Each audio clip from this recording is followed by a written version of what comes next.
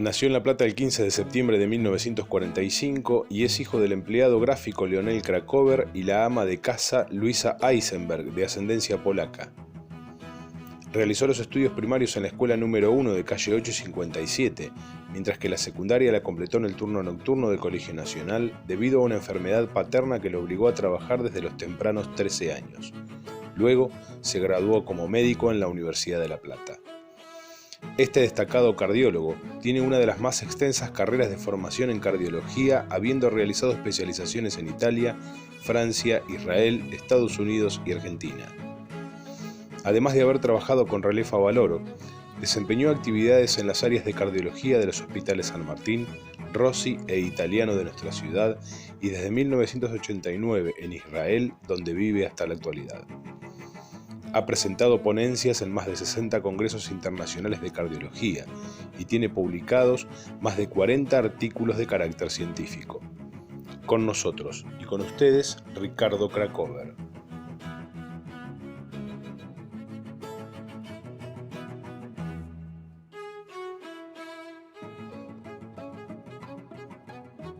Ricardo, un gusto que estés acá en el programa. El mío, un gusto, un placer y un honor. Cuando leí un poco tu dato biográfico, podrías haber terminado jugando en la NBA en vez de ser médico, ¿eh? ¿O no eran tiempos de NBA esos? Yo era alto en esa época. Claro. Ahora creo que no podría jugar. Yo tenía 1,87 m, era una altura buena para ser centro. Ahora Claro. No creo que con esa altura. Hay que recordarle a quienes ven el programa, fuiste capitán del equipo de básquet de Estudiantes, ¿no? ¿Cuántos años jugaste al básquet? Yo empecé a jugar creo que a los 12, 13 años y terminé cuando el físico me terminó. A los 40, más o menos, 40 años. Siempre lo seguís, ¿no? Al básquet, mirás básquet. Miro básquet más que todo europeo. Ajá. ¿Qué diferencia hay con el básquet que se jugaba antes y con el de hoy, ¿no? Qué distintos que son, ¿no? Muy físico. Muy físico, claro. Muy físico. Yo pienso que promedio las personas son de 110, 120 kilos. ¿Y sí? Los centros que están bajo las áreas. Desplazamiento bajo el área crea vacuum, desaparecen los jugadores. Y claro. Contame un poco qué hace tu papá, tu mamá, cómo estaba compuesta tu familia. Mi familia, por el lado de mi padre, eran emigrantes que escaparon del hambre y la guerra de la Europa convulsionada, pero por parte de mi padre, antes de la Primera Guerra Mundial. Tal es así que mi padre nace aquí en Campana. Mi padre es oriundo de Campana. El lado de mi madre, ellos llegan a la Argentina entre las dos guerras, entre la Primera y la Segunda Guerra de Polonia. Tal es así que mi madre llega a los 12 años aquí. Mi abuelo paterno era fotógrafo. Él había sido fotógrafo en el ejército ruso e introdujo acá a la Argentina algunas de las técnicas, una de ellas era el flash de magnesio. Y por otro lado, mi abuelo era un zapatero remendón, me acuerdo con sus clavos arreglando acá en el Diagonal 74, en esquina 8, hasta que se jubiló. O sea, realmente de estratos humildes, pero muy trabajadores. Del lado de mi abuelo paterno eran todos fotógrafos y artistas. Comenzaba en esa época a pintar las fotos, las fotografías, hacer fotos color. Y por el lado de mi madre eran todos laburantes, como se dice, trabajadores. ¿Tu mamá trabajaba? No. Cuando se enfermó mi padre de muy joven salimos los tres a trabajar. Pero mi mamá era una ama de casa. Inclusive su castellano era un castellano bueno, pero la escritura no era buena. Ella no podía aprender bien el castellano. ¿Y qué significó esa pérdida en tu vida? Porque tu papá, cuando murió tu papá, ¿qué edad tenías? Él se enfermó cuando yo estaba en la escuela primaria y murió a los 66 años, pero fue arrastrando, digamos, su incapacidad en el trabajo durante muchos años. O sea que ustedes tuvieron que salir a a Sí. suplir esa situación, acompañar esa situación. Yo diría exactamente acompañar. Yo recuerdo esos años que eran un poco duros, pero no recuerdo un gran sacrificio. Nosotros podríamos traer a casa lo suficiente y poder estudiar y hacer nuestras actividades. Era con dignidad. Con dignidad y realmente no lo recuerdo como años graves ni malos. Había que hacerlo. ¿Y cuál sentís que es tu barrio en la ciudad? El barrio mío. El barrio mío siguió siendo, a pesar de que después me pasé 6 y 57 era mi barrio. Ajá. Ahí tenías tus amigos. Ahí eran los amigos inolvidables, ahí se jugaba a la pelota, no al fútbol, a la pelota en la calle. Ajá. Y el tranvía esporádico que pasaba o el auto esporádico nos hacía detener, pero se podía jugar en la calle. Está bueno el recuerdo porque estamos hablando de 6 y 57. 6 y 57, Y jugaban una al cuadra fútbol. del centro, jugamos en la calle. Mira.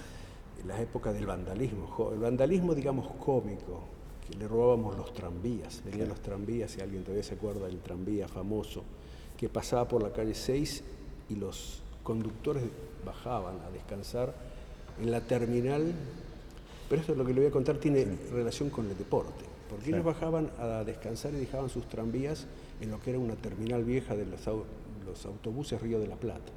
Entonces nosotros íbamos y le robábamos el tranvía con la gente.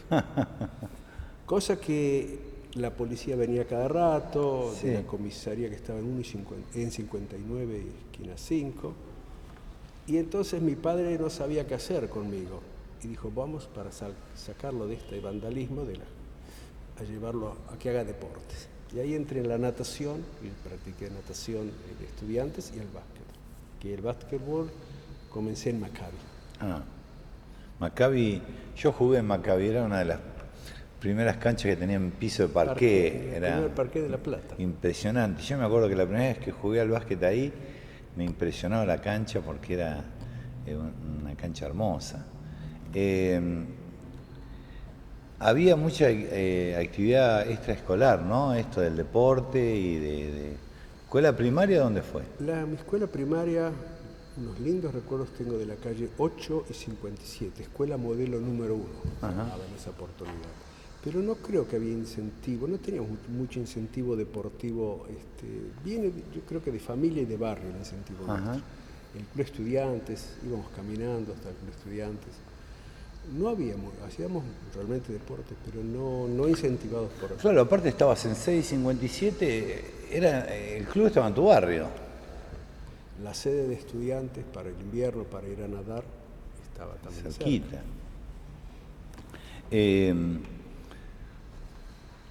Ya en aquel momento la medicina era algo que estaba en tu vida. Pensándolo desde hoy, digo, ¿vos pensabas que ibas a ser médico o era, hubo alguna influencia familiar, hubo alguna situación que vos recuerdes? Porque el universo que vos me contás es de gente de trabajo, de gente de esfuerzo, de gente de deporte, escuela primaria. No exactamente, yo me interesé mucho por el cuerpo humano, en la escuela secundaria, por biología, si bien no tenía grandes notas, nunca fui de grandes notas en la escuela. Porque no había, te pregunto esto porque no había médicos en tu familia. No había médicos en mi familia, pero siempre me interesó la anatomía, el dolor, mitigar el dolor, siempre me interesó. El cuerpo humano, tal es así que mis decisiones eran o ser profesor de educación física o ser médico. Esa era mis decisiones. ¿Jugaste al básquet también en YPF? No, fui nadador de YPF. Fuiste nadador de YPF. Yo tenía buen físico en ese momento y tenía algunos récords en La Plata de jóvenes. Empecé en estudiantes, lo hice en YPF y después, una vez que había batido los récords de acá, me llevaron al Club Comunicaciones de Buenos Aires a nadar. O sea que trascendiste la ciudad. Sí. Qué bueno esto de practicar un deporte individual y un deporte de equipo, ¿no? Porque la natación es un deporte que en el entrenamiento, en la competencia, uno siempre está solo. Los deportes de equipo tienen te dan otra formación. Otra perspectiva. Otra sí, perspectiva. sí. Pero a mí realmente me gustaban los dos. La natación para desarrollarme, pero el básquetbol, el equipo y pensar. El básquetbol nos obligaban a pensar. La estrategia. La estrategia. Ricardo, vamos a hacer una pausa y cuando volvemos seguimos recorriendo tu vida. ¿Te parece? De acuerdo. Ciudadanos Ilustres es Segundo bloque de Ciudadanos Ilustres con el doctor Ricardo Krakower. Hablamos un poco de la escuela primaria, ¿no? De los recuerdos. También hubo una etapa de tu vida importante que tiene que ver con la escuela secundaria y con la forma en que trascendió la escuela secundaria, ¿no? Y con esa situación de trabajo y de estudio. Contame un poco cómo fue eso. También fue una época muy linda para mí, muchos recuerdos. Yo comencé en el Colegio Nacional turno tarde, pero pronto tuve que pasar, por razones familiares, al turno noche porque no tenía tiempo para trabajar. Y fue una experiencia, yo creo que una de las experiencias más interesantes humanas que tuve, por de pasar entre el turno tarde con un grupo de muchachos de mi edad, de pronto pasé al turno noche, que eran toda gente mayor que yo, que querían terminar, trabajaban, casados. ¿Qué edad tenías?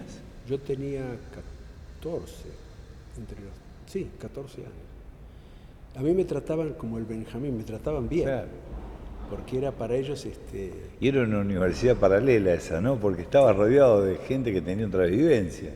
Para ellos, por ejemplo, había que enseñarle a fumar al nene. Hicieron claro. Todo, fue realmente un acontecimiento. Nos juntamos claro. Todos en el patio y me trajeron el primer cigarrillo y todos estaban a la... Claro. Gente muy buena, gente honesta, gente trabajadora, muy buena, realmente. La condición social que tenía el cigarrillo, ¿no? Porque, digo, uno mira las películas de la década del 50, 60, los actores todos fumaban esa bocanada de humo. Y esto que estás contando, ¿no? Cosas que son insólitas. Hoy pensarlas desde la situación que hay con el tema del cigarrillo y de la búsqueda de concientización. Mirá lo que era en aquel momento, ¿no? Era como decir, bueno, ya sos grande. Mi ingreso a la claro. Sociedad de ese turno noche que era muy especial. El Colegio Nacional tiene muchos invitados que han venido al programa,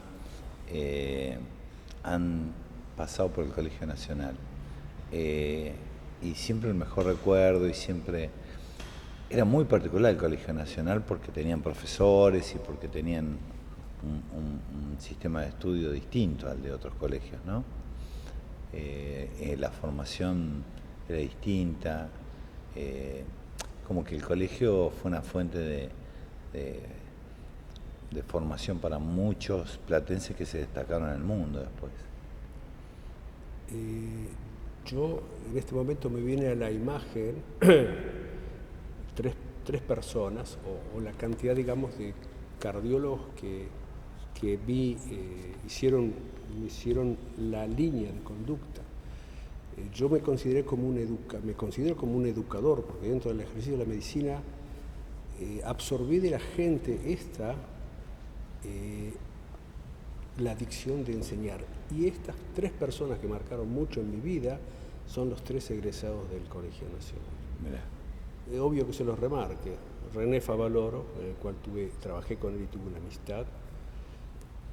Palmas. Sí. Y bueno, otra persona que no es de la Escuela Nacional, pero era del paralelo, que era el liceo. Claro, que también dependía de la universidad. La doctora Greenfeld. Liliana Greenfeld. La doctora Liliana Greenfeld me introdujo a mí en lo que se llama la cardiología de intervención, la cardiología no clínica, sino de intervención. Pero volviendo, eso era el ambiente. En La Plata yo estoy nombrando tres personas que realmente no eran de clases especiales, también había algo de inmigrantes. Trabajadores. Eran de trabajadores. El ascenso social, del que se habla tanto ahora, ¿no? Probablemente, pero un ascenso social, pero yo me acuerdo que a lo mejor viene del Colegio Nacional, esa ansia que tenían estas personas de transmitir, de educar, de realmente hacer de todo, no solamente ejercer bien la medicina, sino educar a ser médico, a ser buen médico. Sí, la actitud docente. La una actitud docente, exactamente. ¿Y cuándo aparece el médico? O sea, si te lo estabas haciendo en la escuela secundaria, ¿en algún momento? Realmente no hay un momento.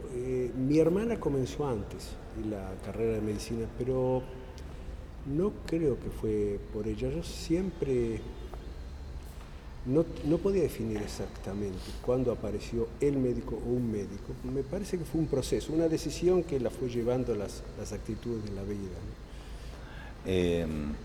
¿Y la cardiología? La cardiología también. Yo tuve, por ejemplo, como jefes de clínica médica, una excelente persona y cardiólogo, no me puedo olvidar jamás, que era el doctor Rodolfo Romero. Uh-huh. Era jefe de clínica médica, pero su inclinación era cardiología. Y a mí me tocó entrar en la cátedra de clínica médica, creo que era en cuarto año, y me apasionó como él también nos enseñaba la cardiología. Y yo creo que fue mi primer paso hacia la cardiología. Siempre interesándome en la parte, me interesaba la cirugía, pero no totalmente la cirugía. Entonces, entre la cardiología y la cirugía se fue aunando, digamos, la dirección de reparar el corazón de una manera quirúrgica, que en esa época solamente era la opción, no se podía entrar con un catéter. Y tuve la suerte de ser, a través de estas personas, de vivir la generación que hizo el cambio que vivió René Favaloro, el cambio que trajo Palmás. Parece a uno como espectador que si hay algo que ha avanzado en la medicina, justamente el tema del corazón, ¿no?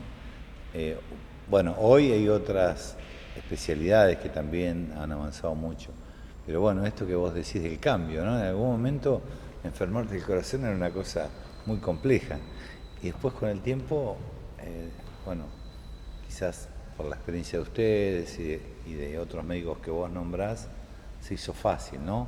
O al menos para el paciente. El paciente lo siente como que, bueno, está enfermo del corazón, si hace lo que le dicen y se trata, no se va a morir.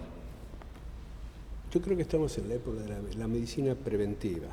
Claro. Y la medicina preventiva no solamente descubrir o corregir el hábito de una persona, puede descubrir una enfermedad latente que se puede tratar, digamos, por uno de estos métodos agresivos, si lo queremos llamar nosotros, pues realmente le cambia la vida a una persona. La cardiología evidentemente ha cambiado también en la parte preventiva, pero para eso se necesita educar al pueblo, al pueblo que pida ese tipo de medicina, y después la parte, digamos, de prevención, hasta que llegamos al tratamiento. Pero es tan importante, yo pienso, que la prevención, o sea, la detección del el potencial enfermo, como el tratamiento. Hay, corregime si me equivoco, cardiólogos intervencionistas y no intervencionistas.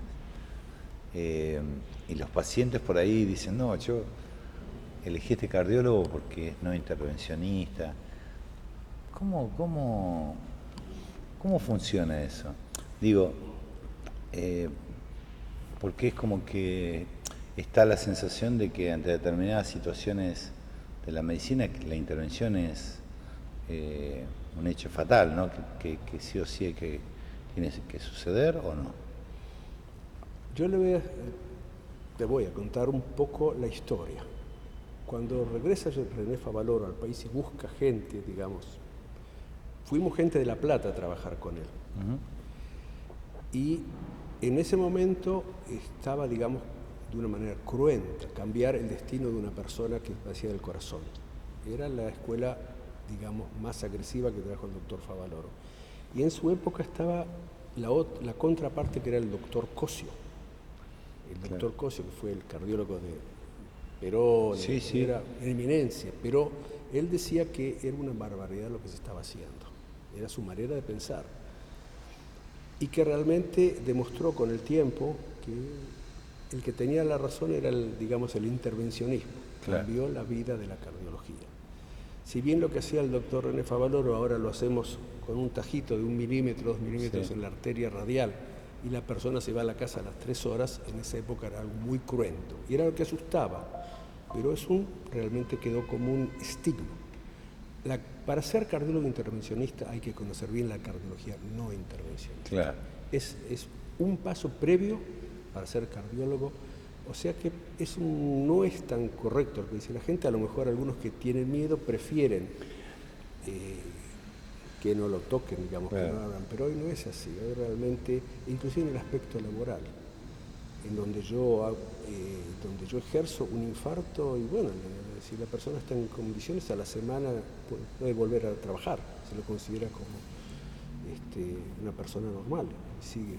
Ni que hablar, otro ejemplo, pilotos. Un piloto que pasó un infarto en varios lugares del mundo ya queda aterrizado, con una corrección a tiempo, quirúrgica o intervencionista, la persona puede hacer su vida normal. Ricardo, vamos terminando este primer programa. Nosotros nos quedamos charlando, yo voy a cerrar el programa, ¿te parece? De acuerdo. Bueno, y nosotros nos volvemos a encontrar el sábado a las 18:30 para ser juntos ciudadanos ilustres.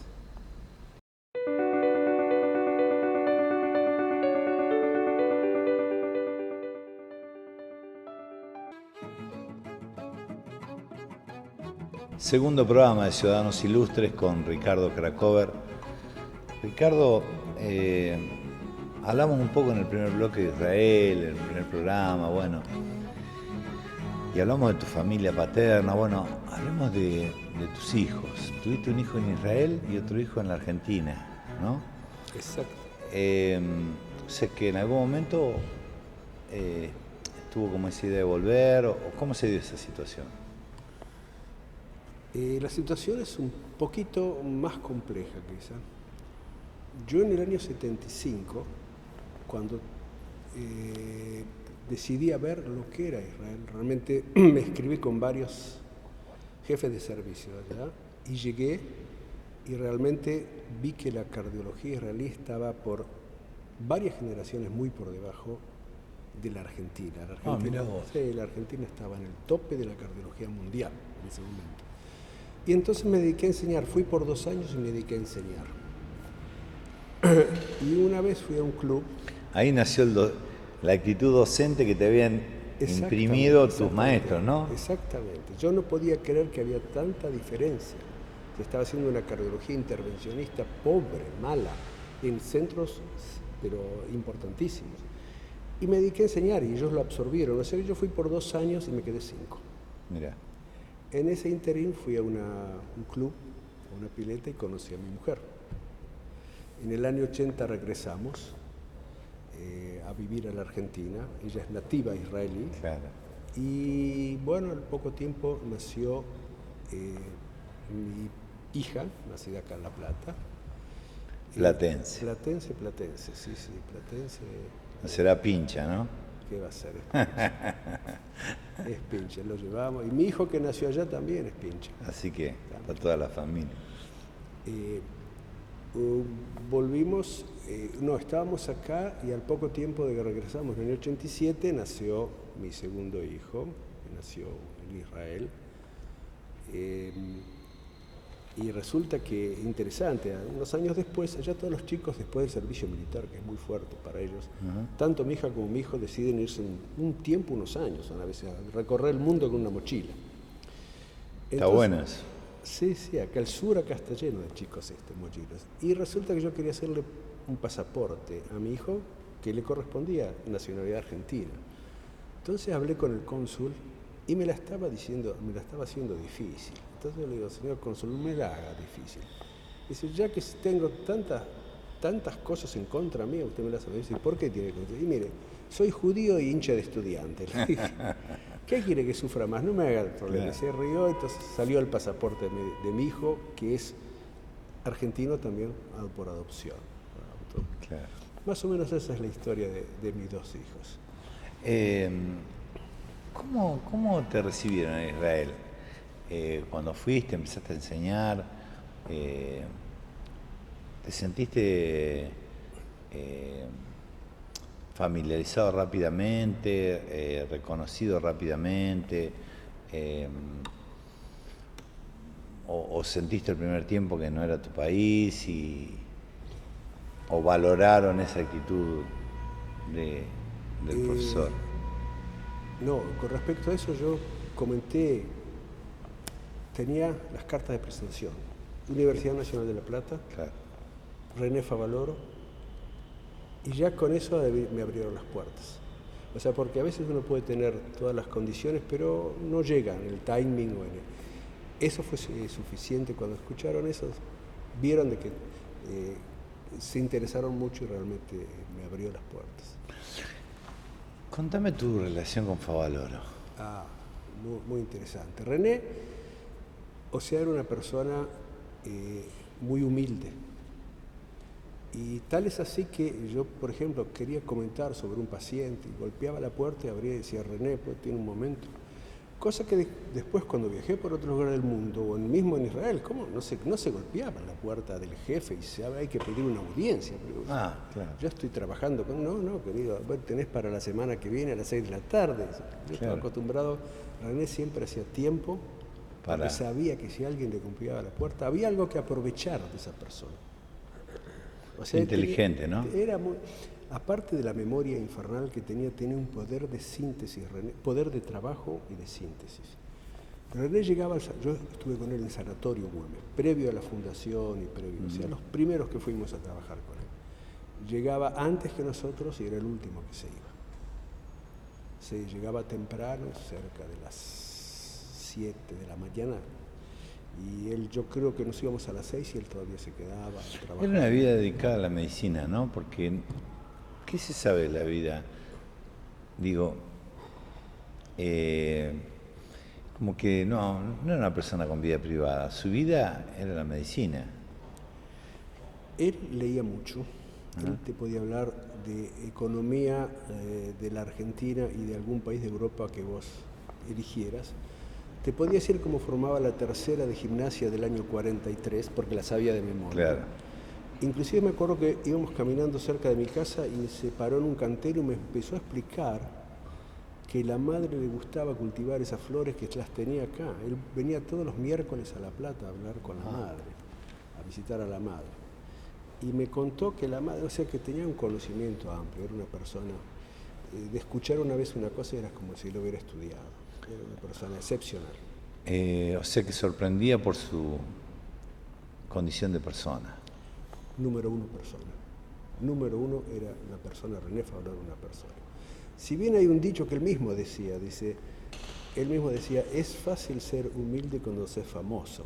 Y lo decía medio en broma, pero es realidad, era un dicho de él.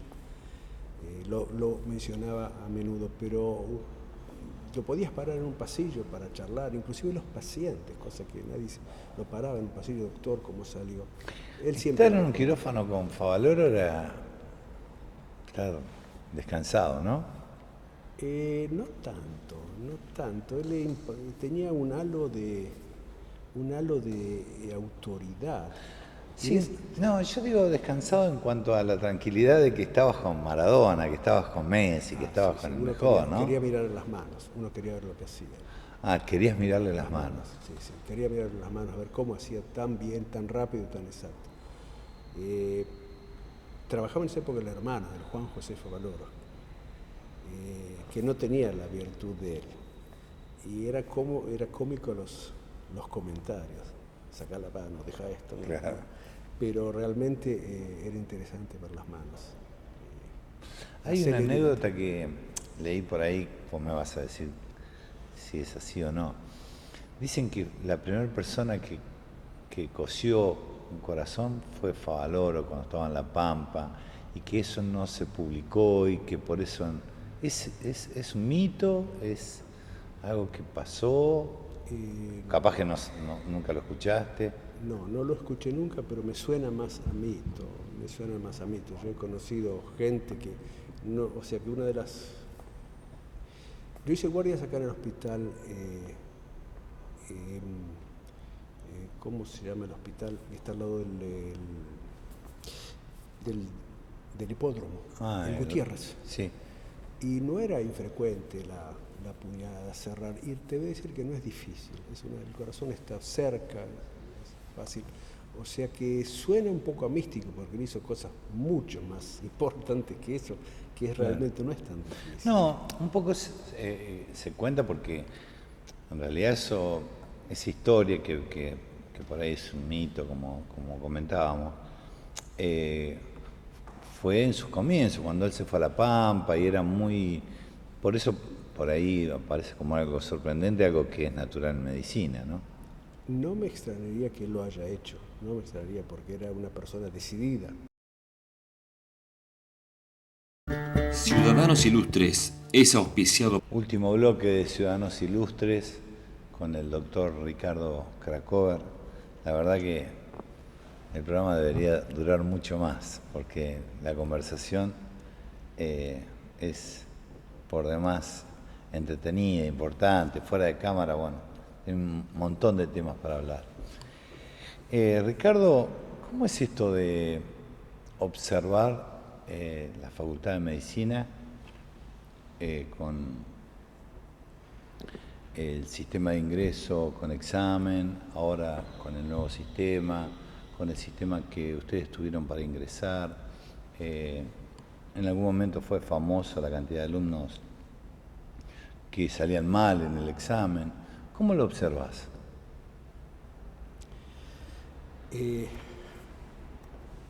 Yo lo miro del siguiente punto de vista. Para mí, en mi época era fácil ingresar a la facultad. Si es bueno o no es bueno, en el caso mío yo pienso que es bueno. Yo buscaría métodos de capacitar y no de limitar el ingreso. Para mí el ingreso a las universidades, en contra de lo que yo estoy viviendo en Israel, que es totalmente súper limitado. Allá entran en Tel Aviv 70 estudiantes por año, 70 estudiantes por año. Cuando nosotros acá, en el año 70, cuando yo comencé en el 63, 64, entramos 1.300. Yo pienso que la educación, primero, tiene que ser capacitante, cursos de capacitación. Número 2, yo tendría un proyecto que lo estoy trabajando en mente, a lo mejor sea parte de un libro que voy a escribir, de reducir los años tan engorrosos de la carrera médica. Yo pienso que sí hay que hacer un cambio.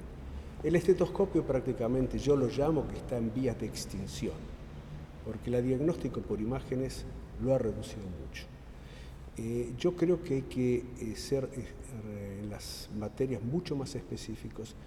Hoy por hoy ya no se estudia más con preparados. Hoy tienes la computadora o tenés los espécimenes de plástico. Las operaciones ya se las pueden practicar en cualquier lugar a través de computadoras. O sea que ha cambiado mucho. Nosotros seguimos en muchos lugares del mundo con regímenes de educación arcaicos, prolongados. Yo creo que necesita una gran revisión y por supuesto que a favor del acortamiento de la carrera y poner mucha énfasis quizá en la especialización posgrado, en el posgrado. Pero la carrera yo no creo que tenga ningún sentido que dure 6, 7 años. ¿Vos sentís que el mundo va para ahí? Yo pienso que el mundo ya fue para ahí. Y que nosotros a veces nos quedamos. En la formación médica no solamente, estoy hablando en muchos lugares del mundo, nos quedamos. El ejemplo que yo me acuerdo de haberme encontrado con un estudiante de medicina de Suiza, donde me mostró su libro de farmacología, que era un libro así, cuando nosotros estudiamos con un libro así, donde teníamos que estudiar la base, digamos, de la planta que producía, y yo me decía, ¿para qué? Si hoy vas al farmacéutico que te prepara, o sea, fue un ejemplo un poco, digamos, extremista, pero no es así. El asunto es que realmente hay que ser específico y no quedarse solamente en la parte, digamos, de enseñanza clínica. Yo pienso que el mundo va para el lado de los patentes e inventos.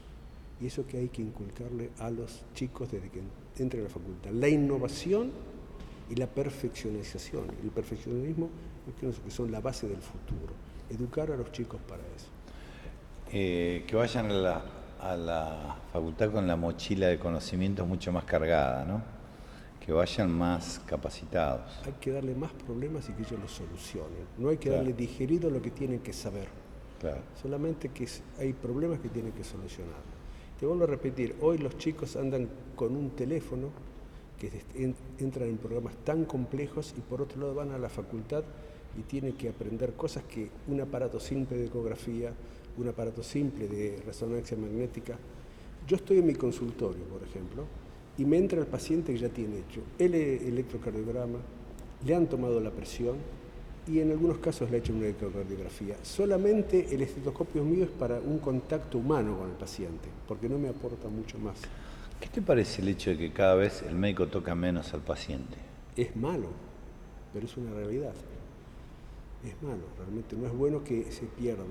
Ya te digo, lo único que queda hoy prácticamente es una pequeña conversación que el médico tiene cada vez menos tiempo. Yo he chequeado los tiempos que dan las obras sociales a los médicos para que la atiendan y cada día se va reduciendo. Hay casos absurdos que están 5 a 10 minutos. Mientras entran los datos en la computadora y le pregunta el nombre, ya se le pasaron... Qué preocupaciones tenés, Ricardo, ¿no? Porque que un médico cardiólogo como vos, reconocido en el mundo y capacitado y avisado en la profesión tantos años, se dedique a un detalle tan elemental como decir, ¿cuánto tiempo le dedicamos al paciente? ¡Qué bien! Me molesta mucho la despersonalización. Es un camino que hemos tomado, pero yo diría que no hay que olvidarse. Yo cuando entré a la facultad, la primera charla en un anfiteatro, me acuerdo, no recuerdo quién fue el profesor, pero me dijo lo siguiente: interésense por el enfermo como persona, porque es parte de la célula de la familia, de esa familia es una sociedad, y si está enferma esa célula, está enferma toda la sociedad. Claro. Ricardo, contame, tenés 2 hijos, contame qué hacen tus hijos. Tengo una hija que ha terminado un título en economía en Israel. La chica, una hija que nació en La Plata, se llama Ronnie. En hebreo quiere decir mi alegría. Le damos mucha importancia a los nombres a los chicos. Y hizo una especialidad en Canadá y ahora está trabajando en Tel Aviv. Ama el mar, por eso vive al lado de Tel Aviv. Y dirige una empresa vendría a ser de computación, Claro. No exactamente de computación, sino de programación. ¿Y tu hijo? Tengo un hijo que se llama León, en hebreo quiere decir mi fuerza, que le falta poco para recibirse de abogado en Israel, pero le gusta la vida de la noche y ya tiene 2 bares. Le ha ayudado a ser socio de 2 bares. La vida de Tel Aviv Tel Aviv no tiene noche, no tiene día, no tiene noche. Y por ahora está en eso. Sí, y bueno, queda pendiente el tema de que ninguno de los 2 fue médico, ¿no? Hablábamos fuera de cámara de eso. Bueno, uno de los hijos tampoco puede, los empuja a que se desarrollen, pero no les elige la carrera, ¿no? Lo importante es que sean felices. Exactamente. Vamos terminando el programa, Ricardo. Te pregunto, siempre le pregunto a los invitados cómo se llevan con Dios y cómo se llevan con la política.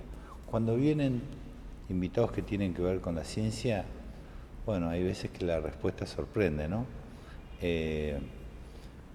Muchas veces porque uno piensa, bueno, no, al estar tan cerca de la ciencia está alejado de la fe y resulta todo lo contrario, ¿no?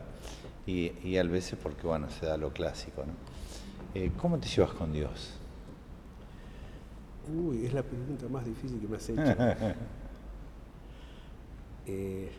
Yo creo que, no sé si llamarlo Dios, pero la búsqueda, estoy en la búsqueda, y yo creo que la persona que no está en la búsqueda es porque no tiene fe. No sé si llamarlo Dios exactamente, me es un poco difícil. Yo creo que las religiones de todo el mundo, toda la religión, y te puedo decir que o sea, yo no soy religioso judío, pero la religión judía ha caído, digamos, en manos de unos practicantes que no son de mi agrado, porque han hecho una mistificación no existente y el buscar la verdad o buscar lo supremo no pasa exactamente por el rito. Claro. Eso yo estoy en contra del rito. Pero yo creo que todo ser humano tiene que estar en la búsqueda. Si tú quieres llamarlo Dios, hay que llamarlo Dios. Esa actitud religiosa que no tiene que ver con la práctica. Yo no practico la religión, Claro. pero no puedo desprenderme de la búsqueda de que nosotros no estamos por casualidad aquí y que realmente la verdad está en esa fuerza que hay que buscarla. Y si no la encuentra, uno no la encuentra, es por lo menos que sea el motivo de ser seres mejores, de transmitir, como te decía antes, la educación, de transmitir la verdad, nuestra verdad y la decencia. La decencia. Qué palabra. ¿Cómo te llevas con la política? La última pregunta y no necesariamente con la política partidaria, con la política en general. En general, hablamos de decencia hace unos momentos y de política, y es una de las razones que a mí, cuando estando aquí, me habían invitado a hacer política, estando ya me han invitado a hacer política también, y me negué un poco porque realmente he conocido pocas personas que se puede complementar esas dos palabras que dijimos, política y decencia, pero no quiero pecar ni insultar ni agredir a nadie. Mi ideal de político fue una persona que falleció hace poco, que era un tal Simón Pérez, que fue presidente de Israel. Sí. Era una persona lo más se aproximó a hacer, estar a favor del pueblo y la decencia. No hay lo que decir, o sea, no se le, por lo menos he encontrado nada que decir. Y en política aquí realmente me es muy difícil, estoy un poco alejado, pero no tengo que ocultar que en mi familia había una tendencia del radicalismo. Ellos eran radicales, claro. Fueron radicales, pero yo nunca activé ningún partido político. De hecho, tu hermana Raquel, bueno, es compañera nuestra acá en el Consejo Deliberante, una gran concejala, una gran compañera. Ricardo, ha sido un gusto tenerte en el programa. Igualmente. Esta es la forma que encontramos los platenses de decirte que estamos orgullosos de vos. Bueno, y me alegra que sigas a la distancia siguiendo a tu equipo de tu infancia, de tus amores, a estudiantes. Bueno, un gusto. Gracias por haber venido. Gracias. Bueno, y nosotros nos volvemos a encontrar el sábado a las 18:30 horas aquí en el recinto del Consejo Deliberante para hacer juntos Ciudadanos Ilustres.